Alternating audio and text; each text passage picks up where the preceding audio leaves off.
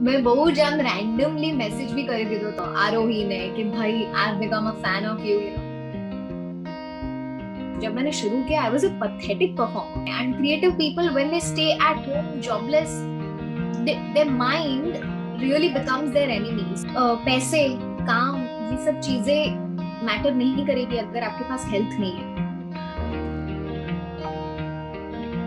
मैंने बहुत लोगों को मरते हुए देखा है। कुछ खोने के लिए था नहीं तो आई वाज लाइक हुआ तो हुआ, नहीं हुआ तो घर भेगा। 10-11 साल आपको हो चुके हैं टेलीविजन शोज वगैरह में, तो स्टार्टिंग के बारे में बताइए, अपने बचपन के बारे में। वडोदरा से आप बॉम्बे जाना कैसे हुआ? मुंबई में जब 4 साल की थी तभी पहुंच गई थी मेंटली तो। Okay. तो मुझे बहुत मैं क्लियर थी लाइफ में कि मुझे एक्टर बनना है। तो सोचा नहीं था कि ये मतलब सपना देखा था ऐसे मैंने क्या कहते हैं, बोलते हैं ना सपना देखने का अधिकार नहीं होता कुछ लड़कियों को, कुछ बच्चियों को, ऐसा मैंने सुना था। तो मैं I never used to tell my parents कि मुझे एक एक्टर बनना है, क्योंकि मैं बहुत खुद की तारीफ कर रही हूँ, मैं बहुत क्यूट थी, छोटी थी तब। तो मेरे घर में मेरे फैमिली मेंबर्स सब बोलते थे कि यार आने तो मॉडलिंग में मोकलिए स्मिता, माय मॉम्स ने। Yeah. So my mom used to say कि नाना ये फील्ड में हूं ना मोकलो मारी दिकरी थी। सो आई विल, मैं बड़ी हुई थी ये सुन सुन के मम्मी से कि नहीं नहीं आई विल नेवर सेंड। फिर सैडली अनफॉर्चुनेटली हमारे इंडस्ट्री उस टाइम पे, now things have change but at that time it had a very bad name कि जिन लड़कियों को मतलब यू नो अपने कैरेक्टर की पड़ी नहीं होती है, ऐसा कुछ होता है, they go into such field for very unfortunate reasons, I don't know why. So I had grown up thinking ये सब कि मम्मी को तो बिल्कुल पसंद नहीं है बट मुझे तो बनना था। So जैसे जैसे बड़ी होती गई, ऑफ कोर्स मैं छोटी थी तो सारे टीवी एक्टर्स उस टाइम पे, क्योंकि सास भी बहू थी और ये सारे शोज आए थे नए नए and it was a hit you know. So I used to mimic all the characters in my school. I used to watch a lot of films. As a kid, मतलब मुझे लोग अभी भी यहाँ पे कुछ क्रिएटिव्स मेरे हैं जो कहते हैं, ऐसे लगता है जैसे तुम 40 साल की हो, मतलब तुम्हें इतनी नॉलेज है, तुम पता नहीं कौन सी फिल्में कब से देख रही हो, but you know you are younger for it. So ये सब देख के मेरी ट्रेनिंग तो हो चुकी थी। बस फिर धीरे धीरे जैसे कॉलेज आई, एक ब्यूटी कॉन्टेस्ट में मैंने पार्टिसिपेट कर लिया। मुझे लगा लोकल कंपटीशन है, it should not be an issue, तो वो जीती मैं और उसका फाइनल था मुंबई में। And that's when I realize कि मेरे पेरेंट्स बहुत सपोर्टिव थे इस चीज के लिए। एंड फिर मैंने उनको बोला दैट मुझे यही करना है mom dad. So they were like देखो बेटा जो करना है करो, बट पहले डिग्री हासिल कर लो, पढ़ाई कर लो अपनी, उसके बाद जो करना है करो। I was like okay and मैंने अपनी डिग्री फिनिश की and that's how I came to TV. And I think my parents have been extremely supportive and I am glad कि उन्होंने जो विश्वास मेरे अंदर दिखाया था, in spite of thinking pre notions जो थे हमारी इंडस्ट्री के लिए, उसके बावजूद you know they show trust in me and they know I mean industry is not that bad, मतलब ऐसा कुछ नहीं है। तो ये सब बाहरी बातें होती है जो of course when you know you step into it, you know how to change it or prove yourself right. So वैसे मेरी जर्नी शुरू हुई एंड बस Okay. 10 साल चल रहा है। Rest is history. पहला शो कौन सा था? तो फनीली वही मैं आपको कह रही थी कि दीपक घीवाला सर की वाइफ के साथ मैंने काम किया था and Ragini Ben very senior artist. हाँ मतलब मैं उनको बचपन में देखती थी सपनाना वावेतर में, सपनाना वावेतर में अपरा ma'am, Vandana ma'am, Ragini Ben, oh my God Deepak sir भी थे। तो ओह माय गॉड मतलब it was like a little reunion और मेरे लिए तो फैन वाली मोमेंट्स थे you know initially when I saw. तो सबसे पहले मेरी करियर की शुरुआत हुई गुलाल नाम के शो से, जिसमें मैंने बहुत एक छोटा सा रोल किया था क्योंकि मैं कॉलेज के सेकेंड या थर्ड ईयर में थी। तो I can't leave my college, तो मैं बस कुछ दिनों के लिए शूट पे जाती थी कॉलेज मिस करके and I used to come back. So वहां पे उस शो में रागिनी जी was playing a very important character you know, तो she bonded very well with me at that time और उन्होंने मुझे ऐसे बेस्ट विशेस दिए, आशीर्वाद दिया था कि you know I know you're going to make it big and I'm like I don't know man, अभी मैं तो बहुत छोटी हूँ। So that's how and cut to जब षड्यंत्र के शो शूट पे शेड्यूल पे दीपक सर आए and he was like कि my wife knows you and I'm like okay શું નામ છે એમનું? So he said Ragini, તું કોણ? Ragini ma'am તમારા wife છે. And then we had a talk also. She used to video call and we used to speak. She was shooting in Kolhapur, otherwise she would have visited. Okay. तो मेरे career की शुरुआत गुलाल से हुई. फिर उसके बाद I took another year का ब्रेक क्योंकि मुझे डिग्री मेरी कंप्लीट करनी थी. And after that बस एक दिन में मैंने कुछ 6 ऑडिशंस किए थे क्योंकि मेरा कोई रिलेटिव नहीं था मुंबई में. सुबह ट्रेन से आते थे मैं और मेरी मम्मी या पापा एंड रात की ट्रेन से वापस चले जाते थे. So that's how my struggling days were. तो एक दिन में 5-6 ऑडिशन सेम कपड़ों में, सेम मेकअप में, और रिक्शा में घूम रहे हैं हम लोग, हर प्रोडक्शन हाउस में जा रहे हैं. तो बस ये सोच के निकली थी, कुछ खोने के लिए था नहीं. तो आई वाज लाइक हुआ तो हुआ, नहीं हुआ तो घर भेगा. राइट. ये गुलाल के लिए ऑडिशन दिया था, उसकी मतलब पसंदगी कैसे हुई थी? जो पहला शो कैमियो था जो आपका. जी. तो गुलाल जो प्रोडक्शन हाउस है वो बालिका वधू वाला प्रोडक्शन हाउस है. तो ये उनका शो था. तो बहुत पहले जब मैं अपने फिनाले के लिए यहाँ पे मुंबई में आई थी, एट दैट टाइम एक राउंड होता है मिस फोटोजेनिक का. तो वो फोटो सारी इंडस्ट्री में सर्कुलेट होते हैं. तो उन्होंने मुझे उस टाइम पे कांटेक्ट किया था कि are you interested in doing a show. But मैं लीड शो नहीं कर सकती थी बिकॉज लीड के लिए आपको एक महीना मतलब यहाँ पे शिफ्ट होना पड़ता है, which was not possible. So eight that time मैंने कहा मुझे कोई छोटा रोल दे दो. सो उन्होंने कहा ठीक है, हमारे पास एक और शो है, उसमें आप फ्रेंड का रोल अगर करना चाहती है तो आप कर सकती है. सो वैसे गुलाल. ओके. और आपने कोई विधिवत तालीम जिसको बोलते हैं, ट्रेनिंग एक्टिंग की ली है कि नहीं ली है? आई थिंक नहीं ली है. वही मेरी तालीम वही थी कि मैं एज अ किड बहुत सारे शोज देखती थी और सबको टू कॉपी. मतलब मेरे नेबर्स भी ये सोचते थे पता नहीं है क्या, कुछ तो रोमांटिक सीन्स कर रही है बाहर. मैं ऐसे गार्डन में ऐसे टेबल चेयर रख के खुद ही मोनो एक्टिंग करती थी और खुद ही अपने मोनोलॉग्स लिखती थी और वो सब करती थी. तो बस वैसी ही तालीम. एंड यहाँ आके धीरे धीरे ऑफ कोर्स जब मैंने शुरू किया I was a pathetic performer. But I learned and actors I think सबसे ज्यादा अपने आप को पॉलिश तब करते हैं जब वो ऑब्जर्व ज्यादा करते हैं. So I've been very lucky to have worked with lot of senior artists. तो बस देख के उन्हीं से सीखा है. Okay. उसके बाद हवन की और फिर इस प्यार को क्या नाम दूं, ये सब स्टार्टिंग हुई.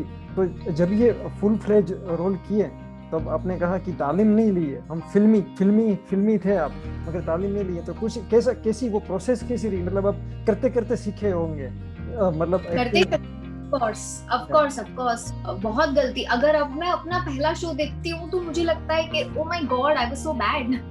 I mean I don't have any like shame in accepting the fact that I was a miserable performer. Like I said, वो धीरे धीरे मैं सीखी हूँ. एंड अब अगर if I look at my self तो मुझे लगता है कि काश मैंने ये ना किया होता और ये किया होता तो मैं ज्यादा अच्छी लगती. तो ये गलतियां कर करके मैं सीखी हूँ. एंड आई थिंक इस प्यार को क्या नाम दूं was the turning point of my life, जहाँ पे जो मेरे डायरेक्टर है वसंत साबिर, ही इज नो मोर. तो because of him like he mentored me. And I think जितनी भी इमोशंस, जितने भी आप लोगों के जो कॉम्प्लीमेंट्स मिलते हैं, I think it's all because of Wasim. And इस प्यार को क्या नाम दूं, of course the writing, that show was something really close to my heart and that's where I feel Shrenu as an actor was born. मुझे आपके फ्रेंड्स के भी बहुत सारे क्वेश्चन आए थे. आस्था अग्निहोत्री जो कैरेक्टर था, मैं उसी के बारे में पूछने वाला था कि आज आप इस शो को कैसे देखते हैं? वैसे आपने आंसर दे ही दिया, मगर फिर भी आपने बात की डायरेक्टर की यादें जुड़ी होंगी क्योंकि वो टर्निंग पॉइंट था. उसके बाद मैं वो भी पूछने वाला था कि पॉपुलैरिटी श्रेनु परीख फेमस हम कह सकते हैं तो इससे हुई, राइट? इसके बाद okay right that was the milestone of my life. इस प्यार को क्या नाम दूं, ऑफ कोर्स. और इसीलिए वो बहुत ज्यादा करीब भी था क्योंकि जो कैरेक्टर मैं प्ले करती थी वो मेरे दिल के बहुत करीब. ओके. श्रेनु बहुत ज्यादा आस्था की तरह थी और मेरे ख्याल से that's what connected with the audiences more. क्योंकि एक तो वो शो आता था 6 बजे, like it was an early slot. अब कौन देखेगा, को पता भी नहीं था कि 6 बजे कोई बैठ के टीवी देखेगा. But at that time we managed to get like 2 की TRP and the show was a hit amongst youngsters, amongst oldies, because we had domestic violence का एक social message था हमारे show में, and there was a hardcore love story happening. So I think I think it's a very special show for me, my career anyway. After that Ishqbaaz happened, after that मतलब दिल बोले ओबरॉय पहले हुआ, then Ishqbaaz हुआ. So I think popularity wise I think Ishqbaaz दिल बोले ओबरॉय मुझे एक another level पे लेकर गया. Right. But as an actor, as a lead, I think मैं recognize इस प्यार को क्या नाम दूसरा. Okay. मतलब ऐसा पहली बार कब हुआ? आप वडोदरा से आते थे मदर फादर के साथ और सब स्ट्रगलिंग वगैरह वो सब पीरियड था, और फिर सब आप बाहर निकले, सब पहचानने लगे, ऐसी कुछ मेमोरी है कि सब जानने लगे कि ओके अब ये चेहरा हो चुका है, घर घर में पहुंच चुका है? या आई थिंक जब मैं बड़ौदा जाती थी तब ऐसा मेरे साथ ज्यादा होता था कि ओ तुम्हें Aastha, then they would be like, because मैं ऐसे, अगर आप मुझे इन पर्सन देखोगे तो मैं ऐसी दिखती हूँ, I mean I don't look like Aastha. तो जब मेरा मेकअप है, साड़ी वगैरह सब कुछ होता है तो मैं अलग दिखती हूँ. So then there are people who are confused कि तवे आस्था छो ने. सो यस, वैसे इंसिडेंसेस होने लगे तो मुझे खुद ऐसे लगने लगा, या boss, people are watching it. So I think it feels very nice, very sweet. वो मराठी कैरेक्टर था आस्था, तो बहुत सारे महाराष्ट्रियंस भी आते थे and they would speak to me in Marathi and they would call me आस्था. बहुत सारे लोग मुझे आज तक आस्था ही बुलाते हैं. Okay. आपका फेवरेट कैरेक्टर अभी तक का आस्था ही है कि आपकी करियर आस्था है, गौरी है from Ishqbaaz. I think these two characters are very very special and close to me. Okay. और फिर आपने ब्रह्म सर्वगुण संपन्न में जो ग्रे कैरेक्टर शायद बोल सकते हैं, मिस्टीरियस, वो एक्सपीरियंस कैसा रहा? क्योंकि वो भी बहुत लोगों तक पहुंचा है. जी. वो भी बहुत लोगों तक पहुंचा है और वो बहुत डिफरेंट था, इसलिए ज्यादा नोटिस भी हुआ था. बिकॉज मैंने अभी तक ऐसा कुछ ट्राई नहीं किया था. It was a risk, of course it was a risk, and probably I would say show लंबा नहीं चला, बट उस कैरेक्टर ने मुझे बहुत ज्यादा रेंज दिया, बहुत ज्यादा ऑफर्स दिए इन टर्म्स ऑफ ये OTT वेब का प्रोजेक्ट मैं नहीं करती अगर मैंने ग्रे कैरेक्टर नहीं किया होता. So I think that way Janvi, जो मेरा एक भ्रम में जो कैरेक्टर नेम था, I think Janvi has given me a lot of other opportunities that if I would have not done it तो नहीं मिलता मुझे. जैसे षड्यंत्र मुझे मिला है because of that grey shaded character that I played, and obviously जो मैं बाकी प्रोजेक्ट्स भी कर रही हूँ, that is also because of last show एक भ्रम. Okay. और बाकी प्रोजेक्ट्स के बारे में आप कुछ बात कर पाएं, जितना कर पाएं? अभी फिलहाल तो I'm looking forward to षड्यंत्र. Let's see उसके बाद गुजराती इंडस्ट्री मेरे लिए कितना welcoming change लाती है. I'm looking forward to, because some great content is being made. I think Shimaru Me पे और भी बहुत सारे अच्छे shows launch हुए हैं. बहुत tremendous lineup है. So I think I'm hoping to work with them again, and let's see कुछ अच्छा आता है. Other than that, I have a Hindi project which is again OTT पे आने वाला है. So that is also lined up, Damage 3 करके. So उसका shoot रुक गया था because of COVID situation, but I think now we are going to get back to shooting it. Okay. ये जो 2 साल रहे वो आपके कैसे कुछ चेंज आया? बहुत चेंज आया. आई थिंक यार लाइफ कितनी अनप्रेडिक्टेबल है और एक छोटा सा वायरस पूरी दुनिया को उथल पुथल कर सकता है. आई थिंक सबने रियलाइज किया है टू अ सर्टेन लेवल.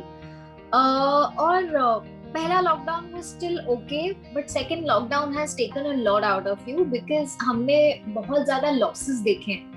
मैंने बहुत लोगों को मरते हुए देखा है, मतलब मेरी लाइफ में, even though they were not that close to me, but my age people, मेरी school friend. So it has been a very rough journey.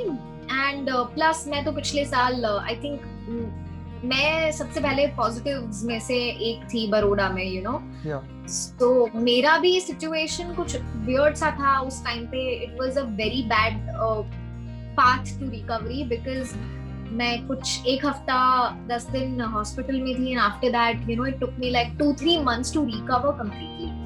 So yes, it was miserable time, but yes, I had to bounce back. And second wave में I tried to use my influencing, कि मेरे पास social media का एक power है, और बहुत लोग struggle कर रहे थे जिनके पास रिसोर्सेज नहीं थे. I think all the states now we are better, but सबने बहुत अपने अपने लेवल पे स्ट्रगल किया है. तो सिर्फ मेरी पहचान वाले नहीं, बट अदर पीपल ऑल्सो. मैंने अपने इनबॉक्सेस ओपन रखे थे and I try to help. For some odd reason मेरे लिए वो बहुत सैटिस्फाइंग था, क्योंकि मुझे लग रहा था मैं कहीं किसी को हेल्प करूं. एंड कभी पेशेंट बच जाते थे, कभी नहीं बचते थे. So that was again a roller coaster, you know. But I met some great volunteers. बहुत अच्छे लोगों से मिली मैं इस पूरे हेल्पिंग सेक्शन में. And I'm glad that people were helping each other out. Of course, government was trying to do as much as they could, but we did struggle a lot, and I wish इतना बुरा नहीं होता and लोग शायद बचते ज़्यादा. Shrenu Parikh positive, मतलब Covid के अलावा पॉजिटिव रहने के लिए, इंस्पायर रहने के लिए क्या करते हैं? देखो यार, मैं भी इंसान हूँ, मेरे भी अपने मूड स्विंग्स होते हैं. There are very gloomy days, some days when even if मतलब सब सही होता है, फिर भी सिचुएशन आसपास की देख के इतना डिप्रेशन वाली फीलिंग आती है. Depression is the term, I am not using it like कि ऐसे मतलब थोड़ा सैड फील हो रहा है तो यार आप डिप्रेस.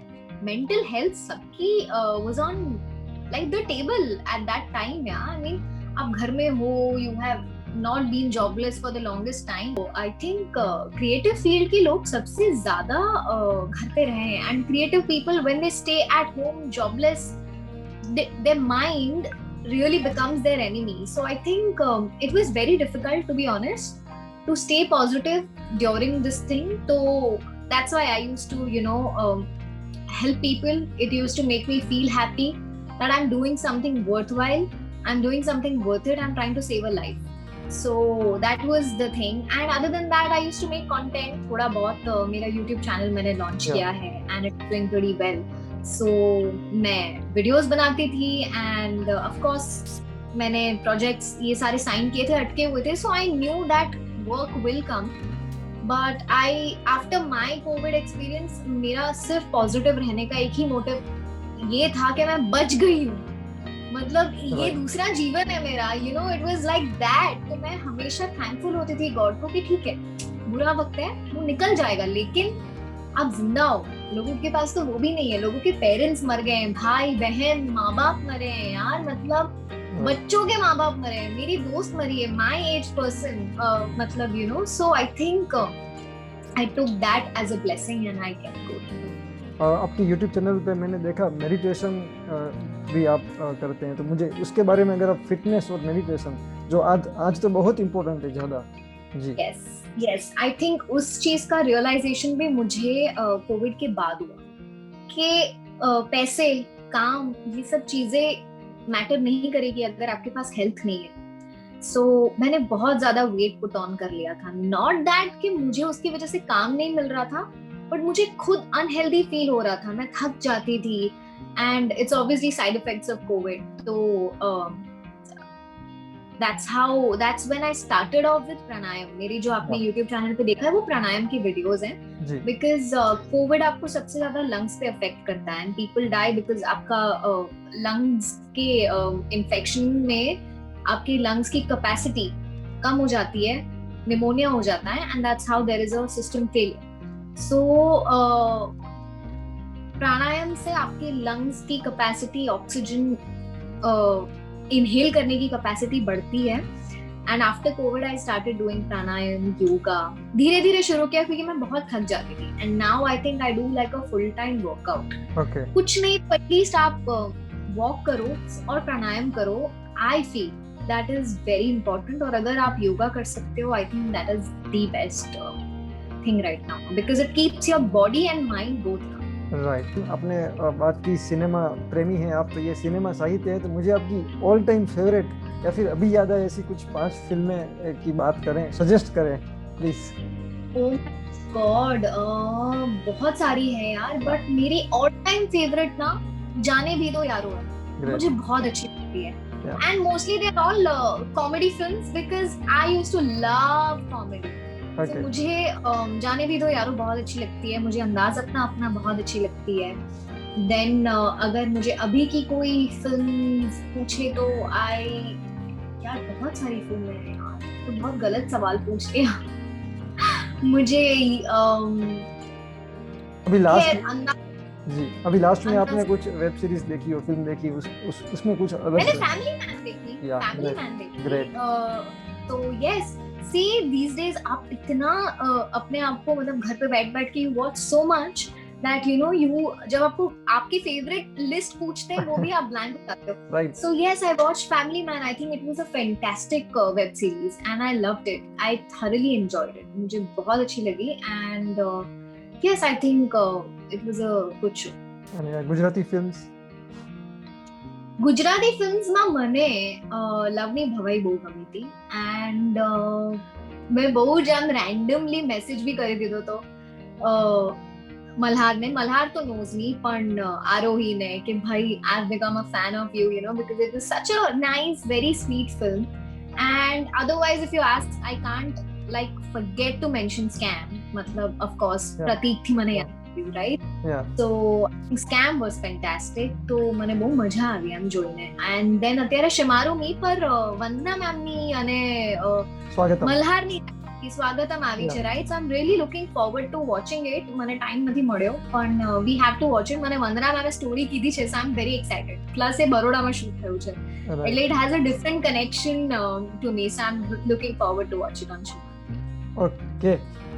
और आपके साहित्य प्रेम के बारे में अगर कुछ आपको पढ़ने का कितना शौक है?